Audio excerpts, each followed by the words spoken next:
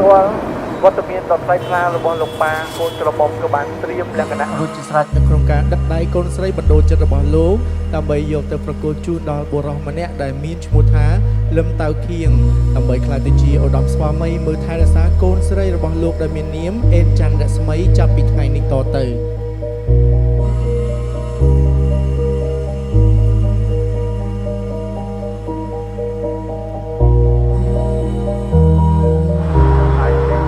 ខែវិច្ឆិកាឆ្នាំ2023ជាថ្ងៃល្អវេលាល្អសម្បត្តិថ្ងៃនេះឯកឧត្តមពូអេនលោកជំទាវសេងវណ្ណរី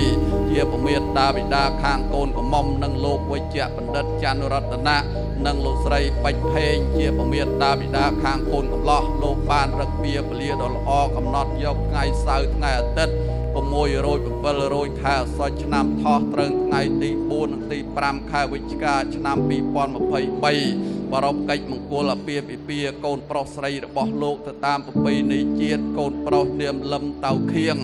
ជាគូនិងកូនកំមុំកញ្ញាអេនច័ន្ទរស្មីហើយពេលនេះជំរាបសួរទៅលោកប្អូនតំណាងមេបាខាងកូនកំមុំចាស់ទុំព្រៀងលៀនមានភារៈគួយលើក្បាលផ្ទាលក្បាលព្រំជំនុំជើងការនៅក្នុងកិច្ចមង្គលនេះលោកបានមកជួបជុំគ្នាអស់ហើយនៅបាន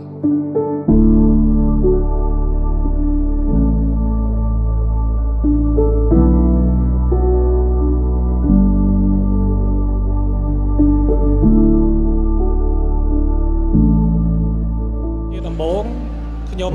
សូមថ្លែងអំណរគុណទៅដល់ម៉ាក់ប៉ារបស់ខ្ញុំដែលគាត់បានចិញ្ចឹមបីបាច់ថែរក្សាខ្ញុំតាំងពីតូចរហូតដល់ខ្ញុំធំប៉ុណ្នេះនឹងបានរៀបចំការរៀបអាពាហ៍ពិពាហ៍ឲ្យរូបខ្ញុំបាន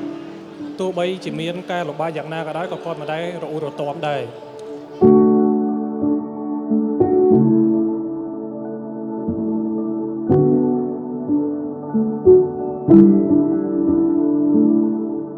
តាំងនាមឲ្យក្រុមគ្រួសារទាំងសងខាងនាងខ្ញុំមានសេចក្តីសមរម្យរីករាយឥតក្រៃលែងចំពោះវត្តមានដ៏មានតម្លៃនិងថ្លៃថ្លារបស់ឯកឧត្តមលោកជំទាវអ្នកអង្គការលោកអង្គការអស់លោកស្រីព្រមទាំងបងប្អូនទាំងអស់ដែលឆ្លៀតឱកាសដ៏មមាញឹកនិងមានតម្លៃ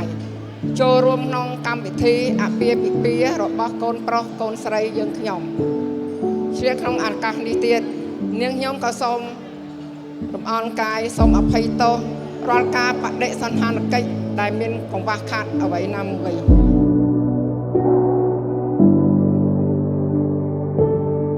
ខ្ញុំសូមអរគុណទៅដល់ម៉ាក់ប៉ាក្មេងដែលគាត់បានយល់ព្រមប្រគល់កូនស្រីដែលគាត់ស្រឡាញ់មកឲ្យខ្ញុំថែរក្សាជំនួសផងដែរ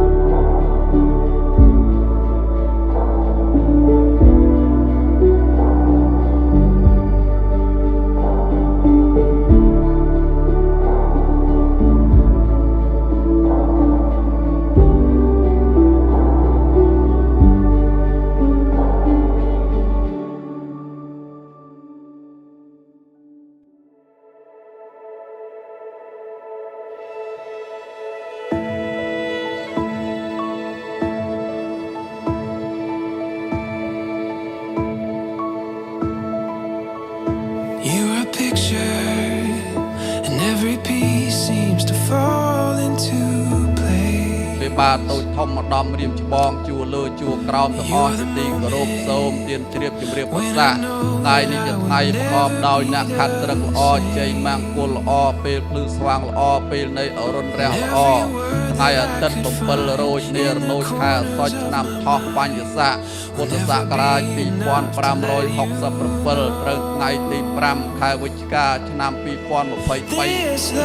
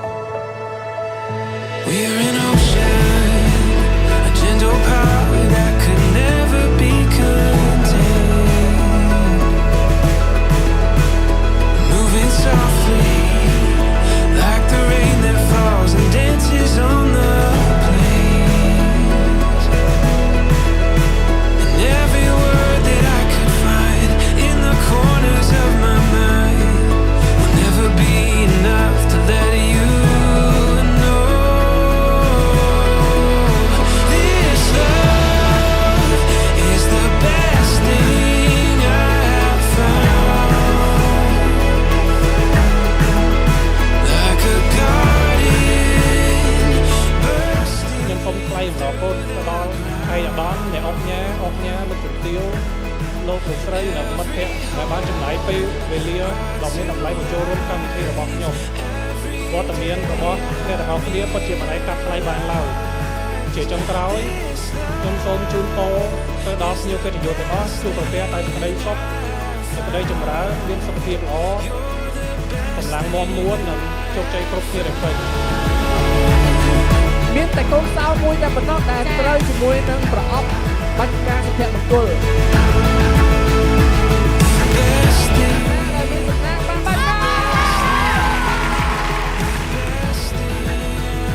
តាំងនាមឲ្យក្រុមគ្រួសារទាំងសងខាងនាងខ្ញុំសូមគោរពជូនពរដល់ឯកឧត្តម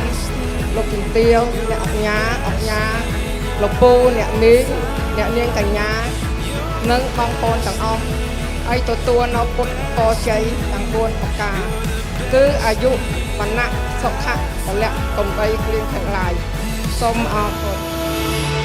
Is the best thing I have found. You're the best